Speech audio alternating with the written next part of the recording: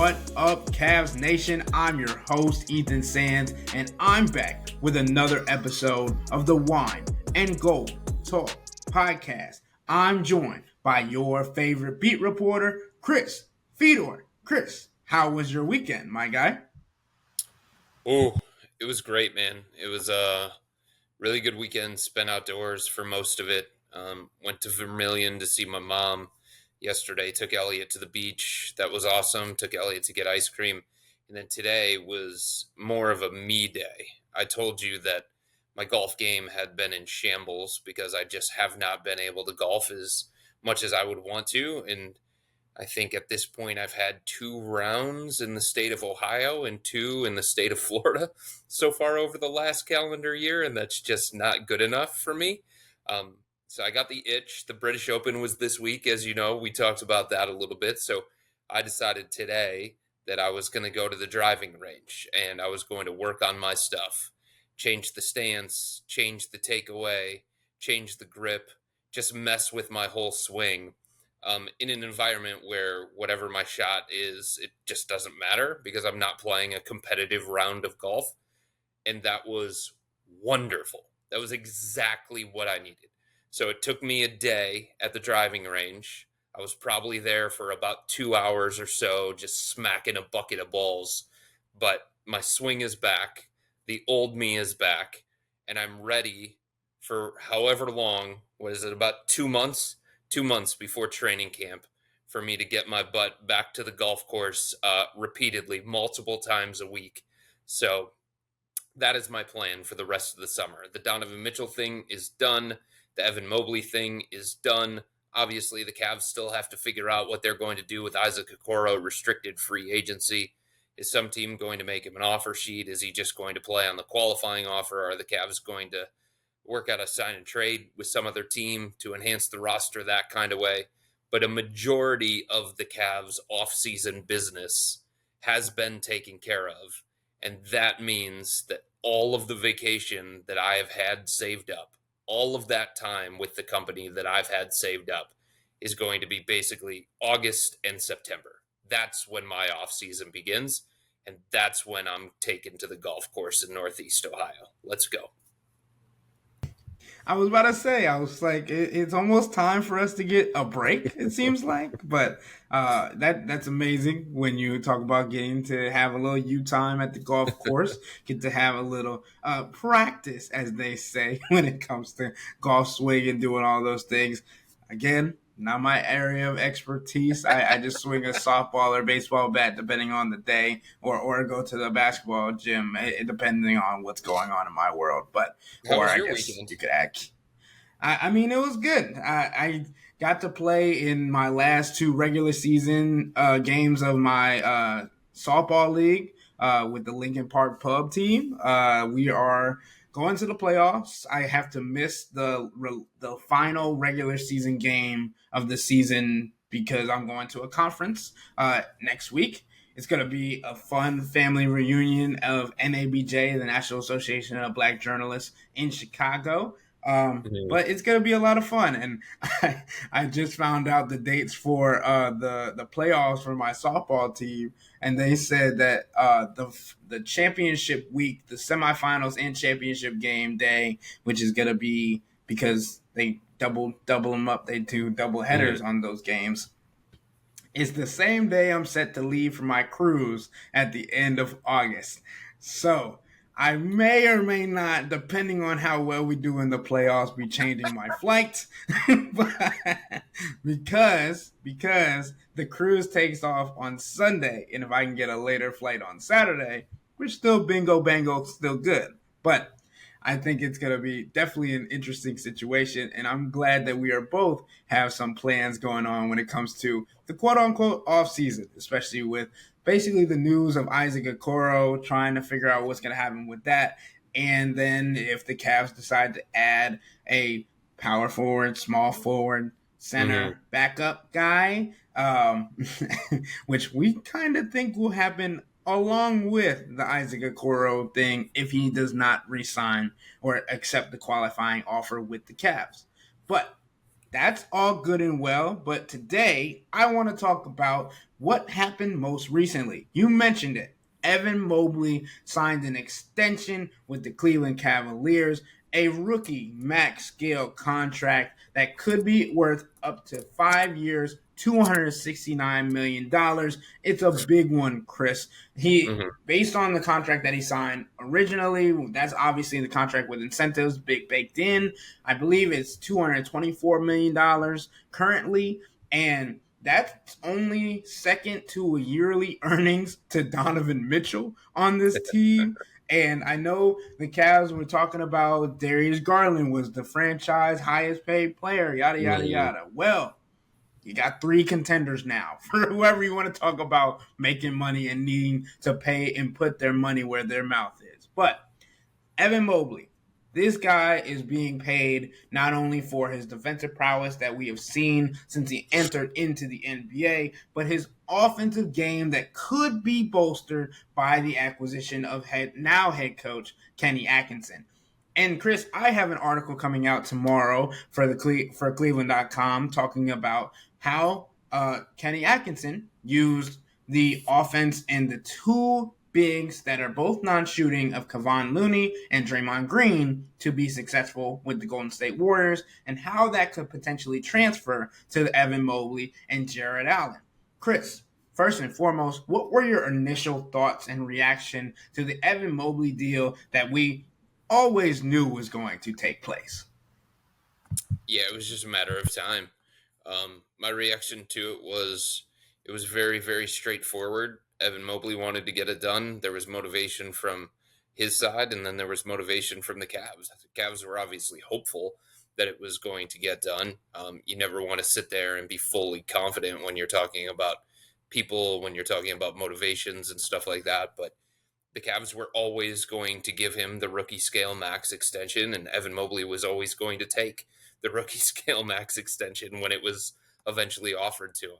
Cade Cunningham, Scotty Barnes, Franz Wagner, now Evan Mobley. It was a no brainer for this organization. Since he was drafted third overall in 2021, Ethan, he's been called the one. He's been called a unicorn. He's been called a transcendent player. This organization has talked about Evan Mobley as one of the most important players in the history of the franchise. The way that this rebuild kind of took a different direction the minute that they got him third overall.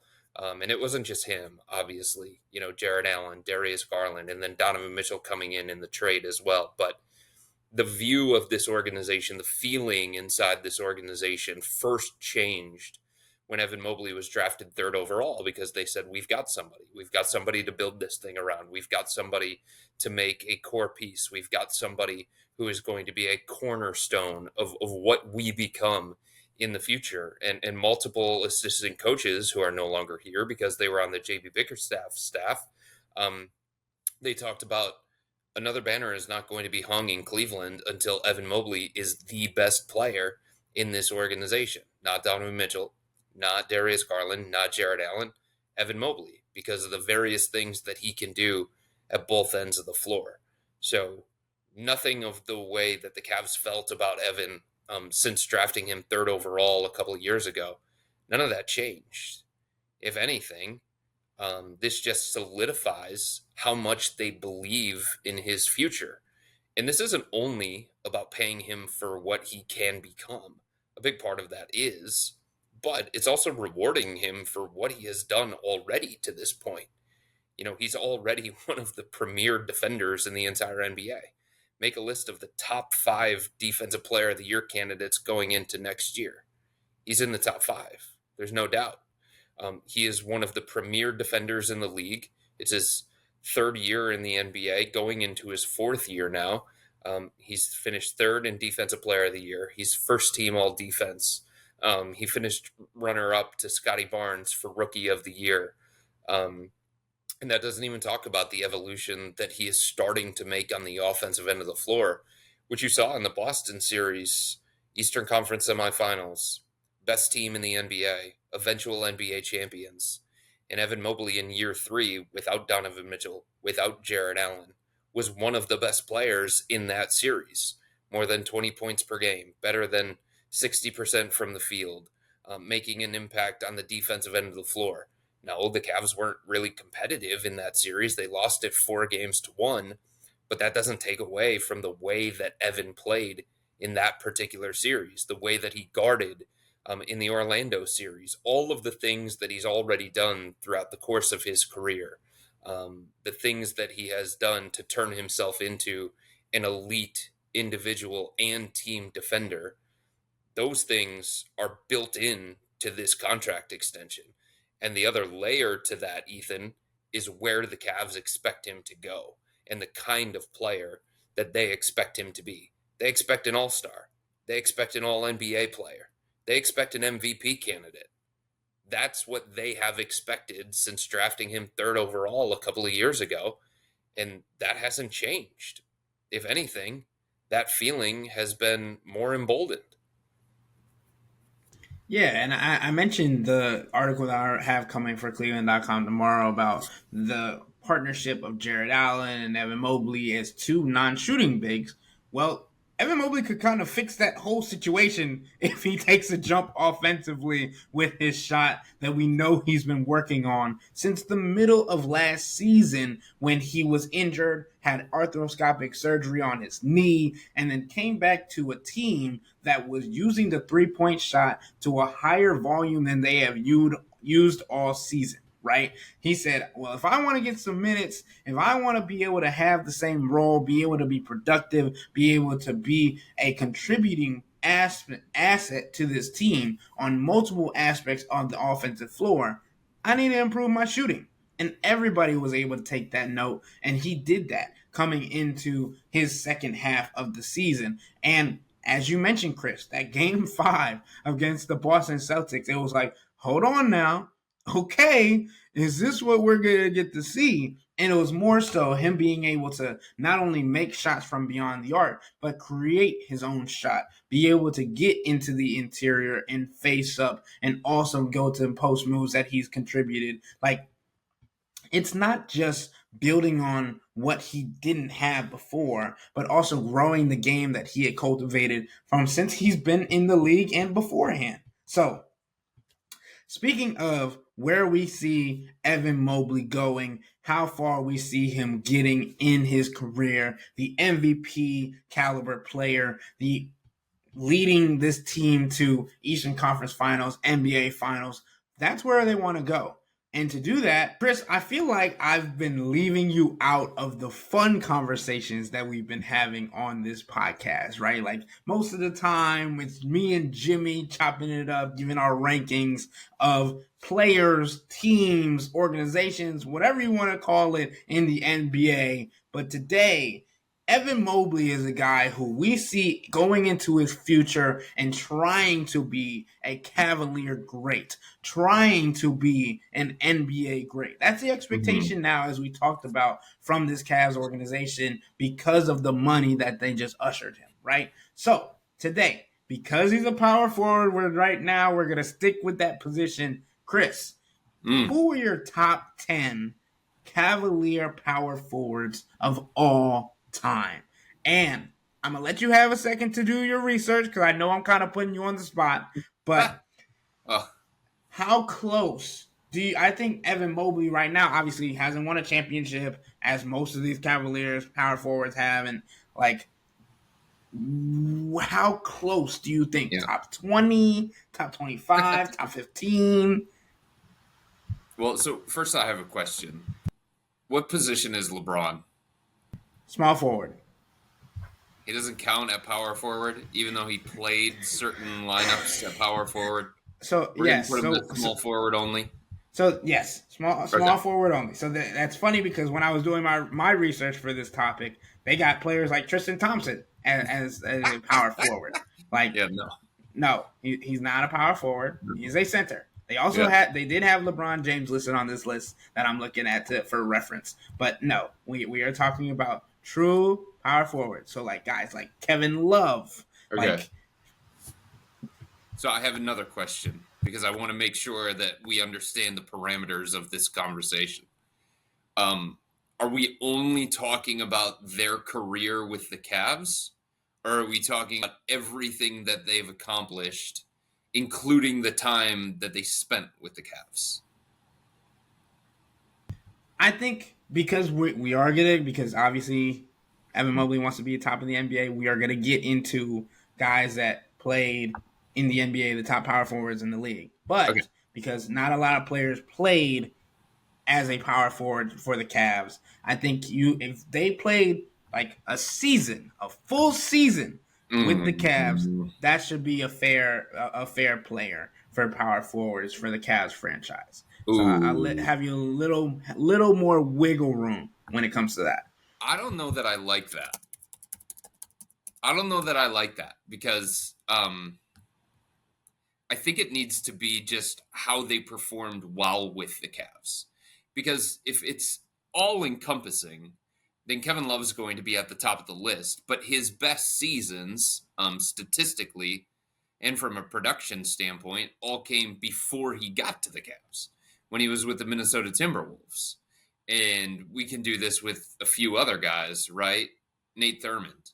Nate Thurmond is retired at Quicken Loans Arena. His number is retired, but his best seasons were not with the Cavs. His best seasons came with the San Francisco / Golden State Warriors. So it's almost like cheating, I feel like. So I think we need to keep it, from my perspective, I think we need to keep it to what did they do while they were with the Cavs. Is that fair? Fine by me. Let's All do right. it. Run All it. right. So then I think number one is Larry Nance, Larry Nance Sr., all world defender, tons of bounce, number retired already. I give him a slight edge over Kevin Love because, like I said, the best seasons of Kevin Love came in Minnesota, not in Cleveland. And that doesn't take away what he did in Cleveland. He won a championship here. He was really, really good. He completed their big three.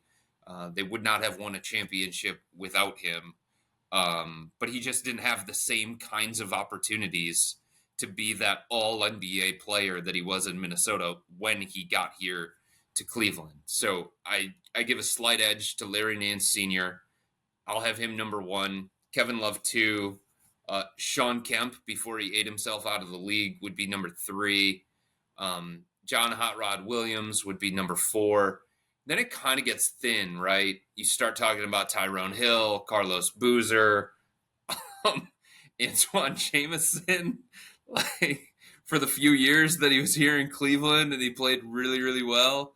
Drew Gooden is probably in that mix. My guy Jim Jones is definitely in that mix. Unfortunately, he dealt with a bunch of injuries throughout the course of his career, but I think you toss him in there.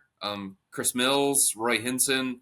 So for me, like, the top five are pretty much set, and I think you can probably debate what order you want to put them in, and then the cluster between 5 and 10 is just that.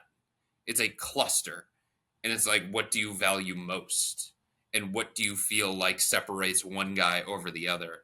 Because Cavs history, power forward, it gets thin very, very quickly. I agree. I agree with you. I like your list. I gotta give shout outs to Hot Rod Yeah. Williams and Carlos Boozer. Those are like guys that I feel like, even though they are memorable careers, they get lost when it comes to their position and also like how good they were when it comes to this Cavs organization. I obviously have Sean Kemp, Larry Nance, Kevin Love up there in my top three for the Cavs power forward ranking. So I very much agree with what you had going on there.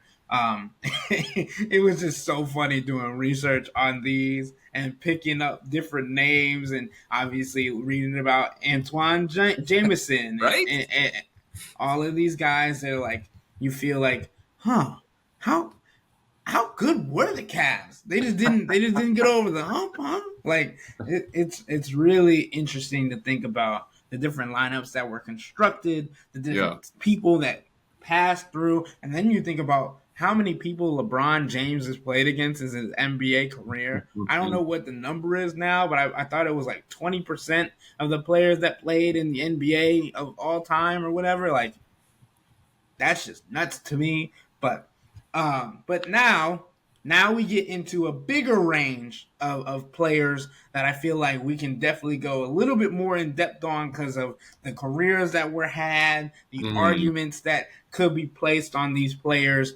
But I feel like the top 10 for the NBA all time power forward list is pretty set. So, Chris, instead, I'm going to give you my top five for okay. the power forward list to start, and we can keep going if there's an argument or if you think there's people that get snubbed or you need to get added to the list. All right. So number one, obviously, Tim Duncan. Yeah. It's easy.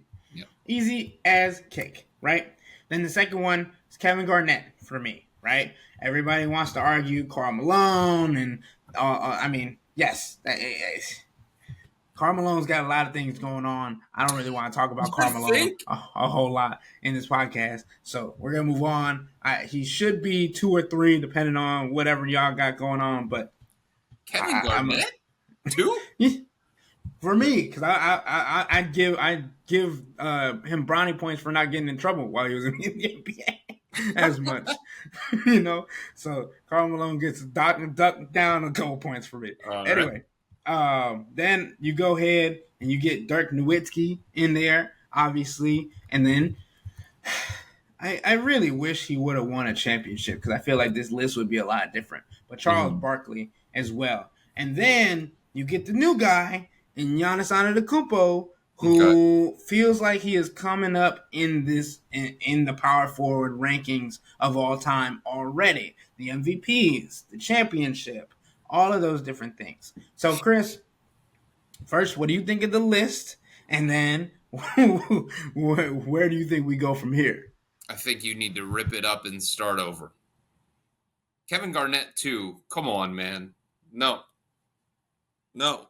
And I like KG.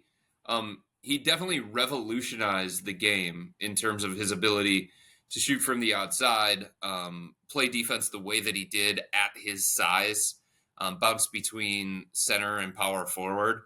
So there are so many different things that he brought to the NBA, and I'm not going to diminish him. Again, this is the list of the best of all time. So you have to find some certain things that are going to separate them. And it feels so wrong because you start, picking holes in games or finding weaknesses or something like that so that you can rank one higher than the other. And it becomes really, really difficult. But Karl Malone is the second best power forward of all time.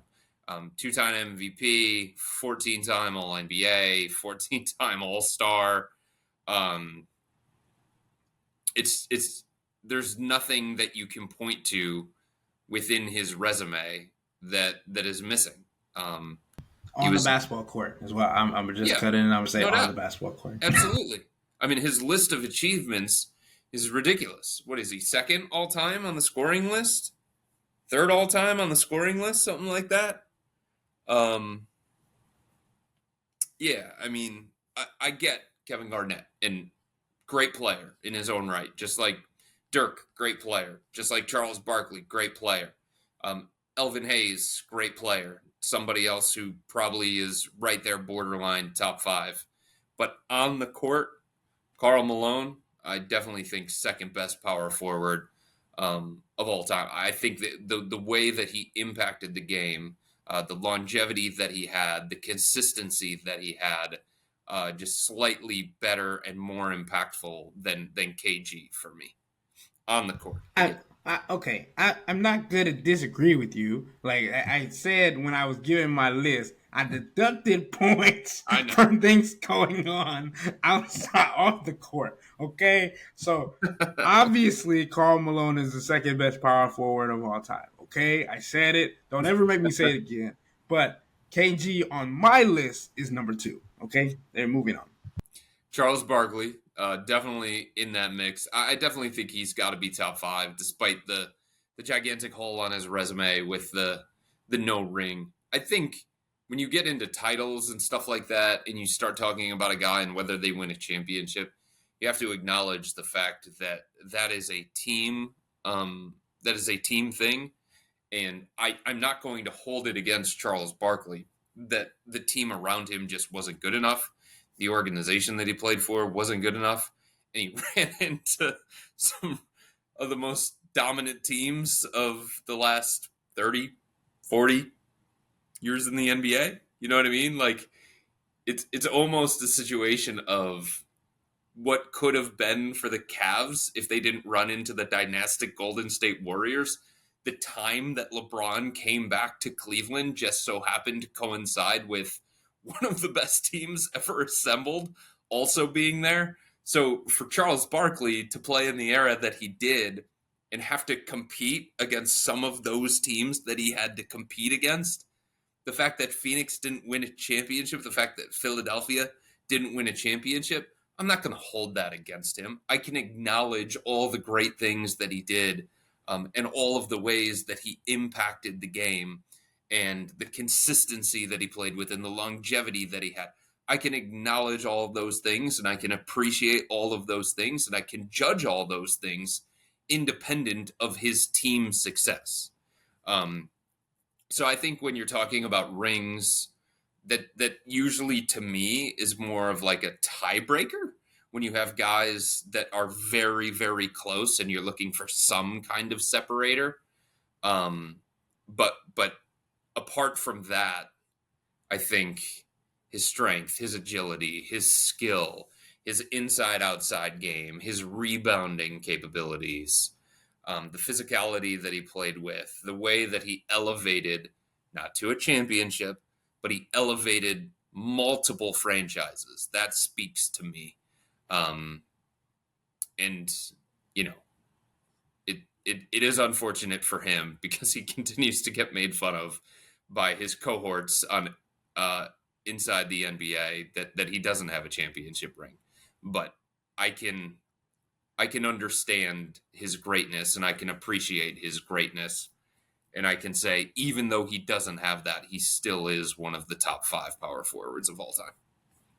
I mean, I remember, I think it might have been recently, watching Charles Barkley talk about his experience on the Dream Team and just like, Mm-hmm. this is easy. This is easy, right? Yeah. Because he's not playing with bums. He's playing with guys that actually draws attention to him, like in other of themselves, like Michael Jordan, like Magic Johnson. Like you're like, Mm-hmm. oh well, all of these guys got to look at those players on defense. Here I am in the paint doing my normal thing. Right. Just give me the ball, and I get to go up against somebody that is undermatched or isn't looking at me as heavily as they are Michael Jordan. So Yeah. it's really interesting to talk about Charles Barkley and his trajectory, his career, and obviously that big hole on his resume. But Mm-hmm. Chris, I want to get your thoughts on Giannis and his potential to be one of the best power forwards of all time because we understand like his resume is growing. Oh, He's yeah. now got a running mate that we feel like can be with him for the next couple of years. Obviously, they have to go through one of the best teams in the Eastern Conference, if not the NBA and the Boston Celtics, to get to where they want to go. That kind of coincides with the conversation we were just having about running into like teams that are better than you Right. to get to where you want. And when it comes to those kind of accomplishments, obviously we know Mm-hmm. he's a caliber of MVP candidate. He went through a lot of injuries this past season, but how close do you think he is to cracking the top 5 when it comes to the power forward all time list? Yeah, I mean, I think he's extremely close. The difference is he hasn't been around long enough yet to compile a resume yet that matches some of the other guys in the top 5. I mean, Dirk played for what, 20 years? So he has 14 All-Stars on his resume. He has the championship. He has the MVP trophy. He has a lot of the accolades that Giannis does, but he did it at that level for a longer time because he got an opportunity to do that. So we're talking about the finished product of Dirk and his resume completed, done, over with. Same thing with KG. Same thing with Karl Malone. Same thing with Charles Barkley. Same thing with Tim Duncan. Like we've already seen what they have done throughout their career. It's already established. It's set. It can't change. The fact that Giannis is already borderline top 5 and there's still so much more time for that resume to become enhanced, I mean, it's scary to think about, right? He's going to be, if he stays healthy, if he stays on this trajectory, there's no reason to think that he can't be a double digit all star. There's no reason to think that he can't compete for another MVP, compete for another championship. So it's so hard when you're talking about a non finished resume versus a guy who has a finished resume. And you can't just assume that Giannis is going to continue all of that. Maybe he hits a wall at 30. Maybe he just gets a bunch of injuries as his career goes on. I don't know. I can't predict the future. You don't think it's going to happen. The trajectory that he's on points to a guy who is very, very close to the top 5 already and, should go down when it's all said and done as a top 5 power forward in league history. But again, you can't just assume that that's going to happen because there are a bunch of variables that can still play out. Whereas there's nothing that's going to change for Dirk. There's nothing that's going to change for any of these other guys in front of him. So to me, that gives him a lot of upside. That gives him a lot more potential to continue to enhance that resume. But it also means that there's a variable that exists that could prevent him from getting to that point too. We can't just ignore that. I mean, yeah, you hit on it. I mean, Tim Duncan and I believe it was Karl Malone both had 19 years of experience in the NBA. It's a lot. While Dirk Nowitzki and Kevin Garnett had 21 years, both Right. of them. So I believe Giannis is in his 10th year or entering his 11th season now. Mm-hmm. So that'll mean he'll have at least 8 more years to get to the potentially, Good. right? Because Yep. he's a family man. He could end his career early. Who knows? Because Right. he's already feel like he's accomplished. He's already one of the top. But knowing what Giannis has talked about in the past, he wants to be one of the best of all time, not one of the best power forwards of all time.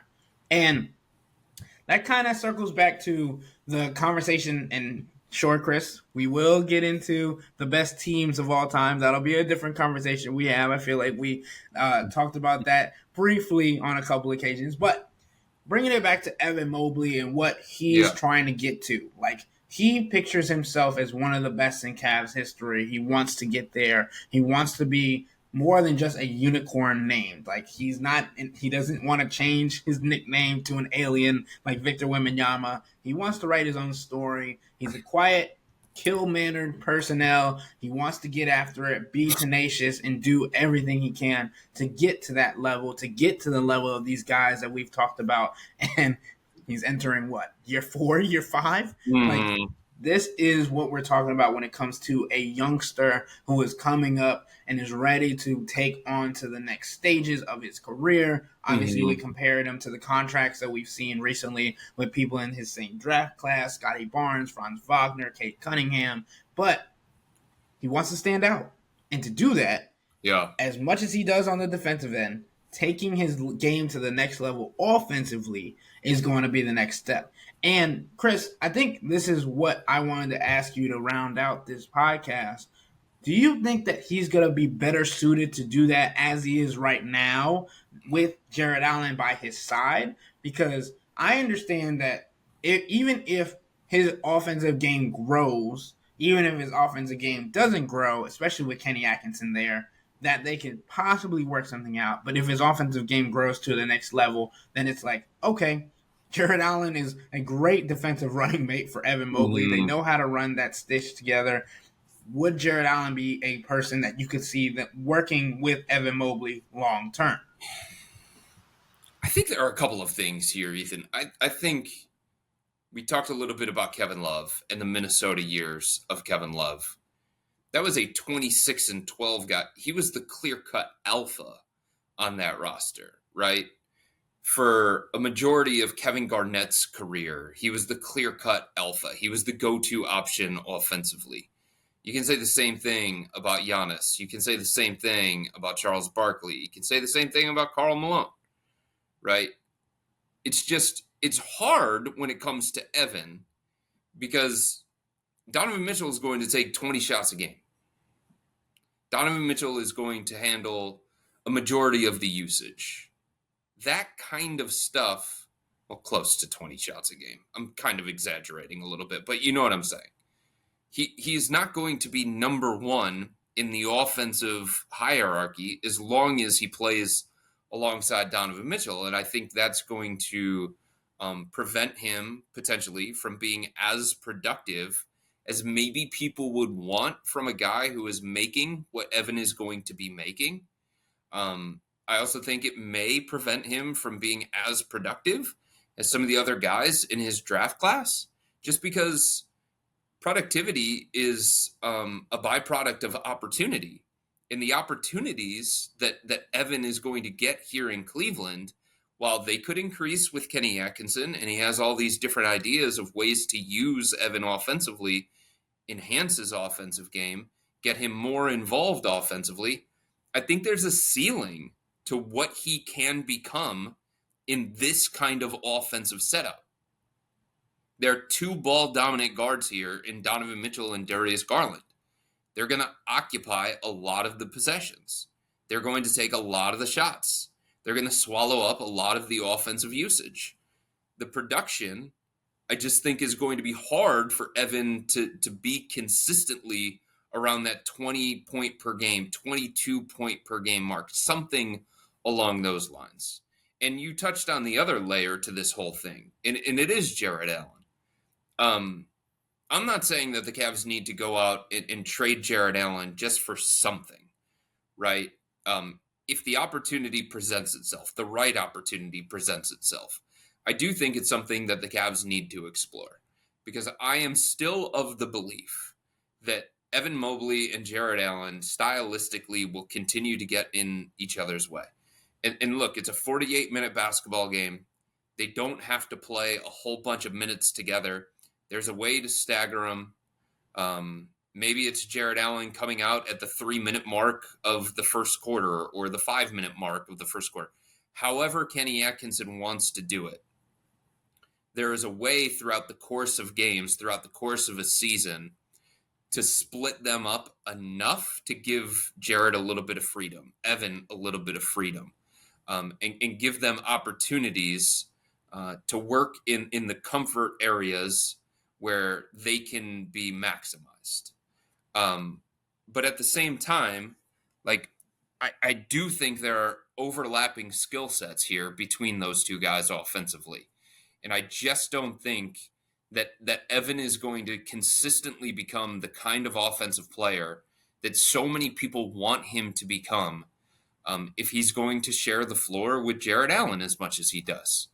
And I just don't think the Cavs, Ethan, are going to become the offensive team that they want to become if Jared Allen and Evan Mobley are going to be out there together. I just don't think it's as workable of an offensive front court as it needs to be. Not in today's era. And they bring a lot together defensively. They make the Cavs very, very unique with their rim protection, with their size. It certainly gives them an advantage on the defensive end of the floor. It's not a coincidence that they've been a top 10 defense every single season that Evan Mobley and Jared Allen have been together. And it's not a coincidence that they've been a top 10 defense every year that Evan Mobley's been in the NBA.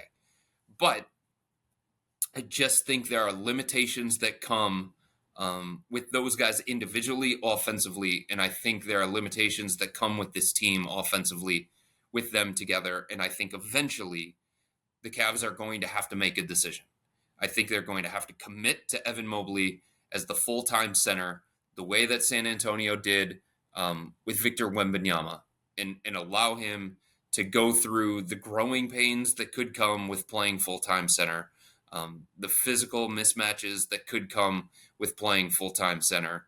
But I just think where Evan is still most comfortable when you're talking about how he's used on the floor and the space that he wants to take up on the floor, it's the same place where Jared Allen is most comfortable.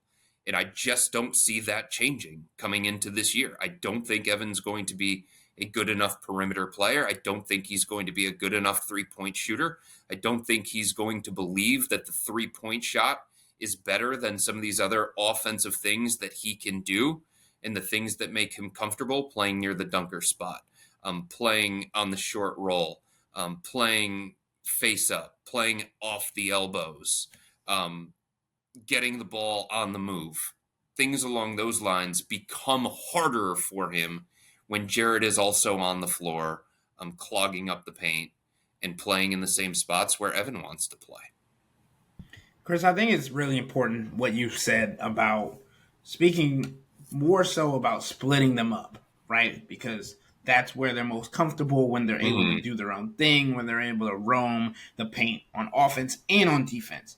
I think that if the only way that Jared Allen is able to stay on this team long term is if the Cavs can find a way where they no longer have to say that they need to split them up to make Mm-hmm. them be able to reach their potentials, right? Mm-hmm. If they are able to be on the floor at the same time and not create hindrances for one another on the offensive end of the ball when it comes to cluttering the paint, when it comes to running offensive sets, that is when the Cavs are going to say, okay, we can plausibly think about keeping Jared Allen around. And I've said it already on this podcast, and I'm going to say it again. It's a contract year for Jared Allen coming into 2024-2025 season, but it's also a year where he finds out where he stands with this organization. Mm-hmm. And if Kenny Atkinson can work his magic once again and show that this can become a team with two non-shooting bigs, or if this can be a competitive team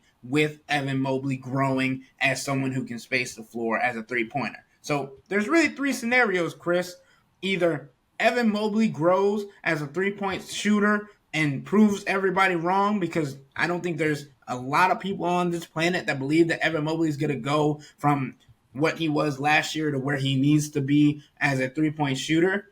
Two, Kenny Atkinson brings the magic from the Warriors with Kevon Looney and Draymond Green and implements it into the Cavs organization, into the Cavs roster, into the Cavs sets and schemes offensively, where they're running DHOs and spreading the floor and being able to split people up so that Right. they have to pay attention to Jared Allen and Evan Mobley, even if he's not going to be a comparable shooter to other players.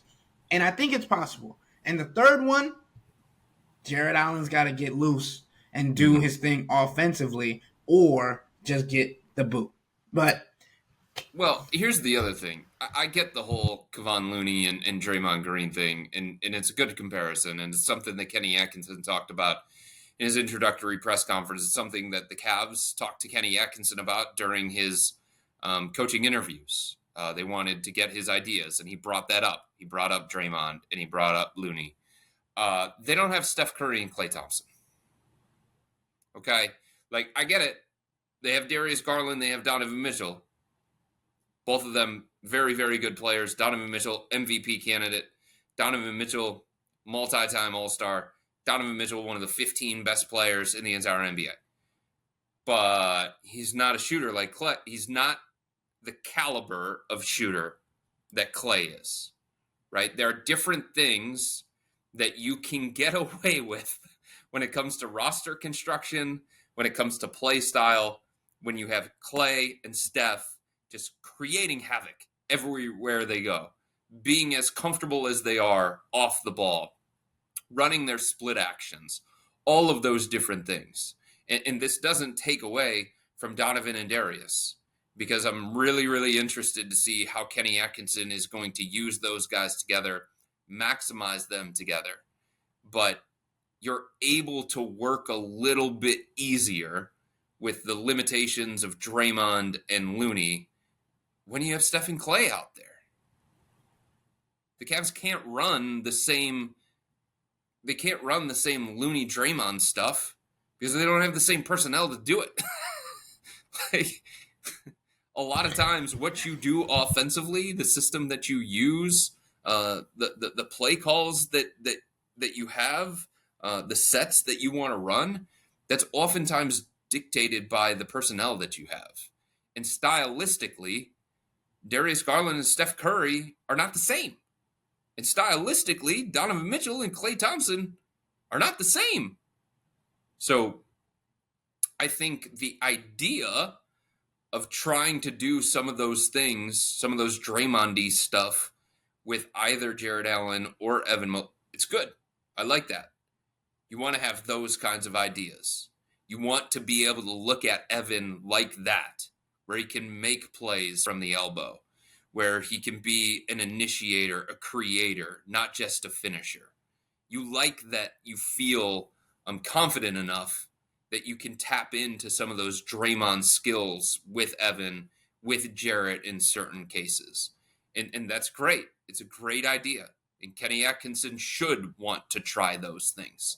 I just don't know that it's going to be as productive with this cluster of personnel that the Cavs have.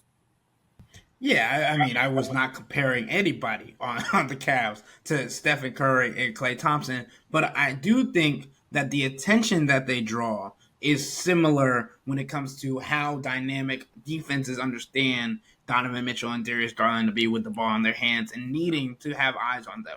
But the comparison that I do think is similar, and this is me stretching it a whole lot, but Sam Merrill is a guy that we've seen that's garnered a lot of attention and has kind of mimicked his game after Steph Curry when it comes to running around and going around screens and things of that nature. And I obviously you'll have to read my article tomorrow because I had different examples and put different things into place when it comes to sets that could be taken from that roster and used with different players. But Sam Merrill and Max Strus were more so the shooters that I was using in my examples than Darius Garland and Donovan Mitchell. Mm-hmm. Donovan and Darius were more so the drivers in more situations where it would open up positioning for them to get into the lane when it came to that. But I completely understand what you're saying is absolutely accurate that nobody on the Cavs is Steph or Klay level when it comes to how much they are able to shoot from the 3-point range at a capacity and a volume. You know who the top two players in the NBA playoffs were last year in terms of pick and roll frequency? Darius Garland and Donovan Mitchell in terms of pick and roll frequency as the ball handler. More Okay. so than Tyrese Halliburton, more so than Jalen Brunson, more so than Jamal Murray, who runs a beautiful two-man game with Jokic, more so than anybody else. Kyrie Irving, Luka Doncic. Like the way that Darius Garland is most comfortable, the way that Donovan Mitchell is most comfortable, ball in their hands, run pick and roll stuff. That's what's made Donovan so great. He had Rudy as his dance partner in Utah, became a multi-time All-Star. Got Jared Allen, Evan Mobley here in Cleveland, has played arguably the best basketball in his career. But if you start changing that too much, and I'm not saying that there isn't room to adjust the offense, make it more dynamic, make it more creative, diversify the attack a little bit, there's room to take some of those pick and roll opportunities away from Darius and Donovan, and run some stuff through Evan at the elbow, run more DHO stuff, run more off ball stuff, run more cuts, split actions, some of that kind of stuff. There probably is room for that to happen based on the personnel that the Cavs have. All I'm saying is understand that doing that offensively, those kinds of possessions offensively, that means going away at points from the Darius Garland pick and roll or the Donovan Mitchell pick and roll. The thing that makes, both of those guys pretty special. The thing that gave the Cavs offense a fighting chance at various points throughout the course of the season. So I think it's really, really simple to say, well, do something different offensively. Okay, but the thing that Darius does great and the thing that Donovan does great and the thing that the Cavs potentially can do great is run pick and roll stuff because both those guys are elite pick and roll players.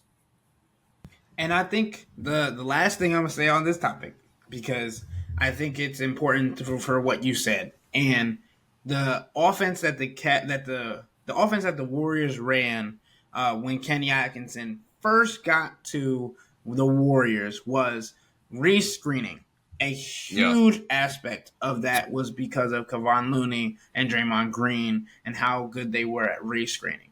I think if you want to use the pick and roll example, use Jared Allen, who we know is really, really, really elite when it comes to the pick and roll, and having Hmm. him rescreen for guys like Darius Garland and Donovan Mitchell and free up things in the post for not only Evan Mobley, but also for Darius and Donovan. I think that's another example where that could work. But Yep. don't want to give too much, Chris. I feel like we went kind of in detail on that, and something I was not expecting to do today. But um, we'll leave the rest of the quote unquote suspense for the articles and things that we'll talk about next time. But with all that being said, that'll wrap up today's episode of the Wine and Gold Talk podcast. But remember to become a Cavs insider and interact with Chris and me by subscribing to Subtext. Sign up for a 14-day free trial or visit cleveland.com/Cavs and click on the blue bar at the top of the page. If you don't like it, that's fine. All you have to do is text the word stop. It's easy. But we can tell you that the people who sign up stick around, because this is the best way to get insider coverage on the Cavs from me and Chris. This isn't just our podcast, it's your podcast. And the only way to have your voice heard is through Subtext. Y'all be safe. We out.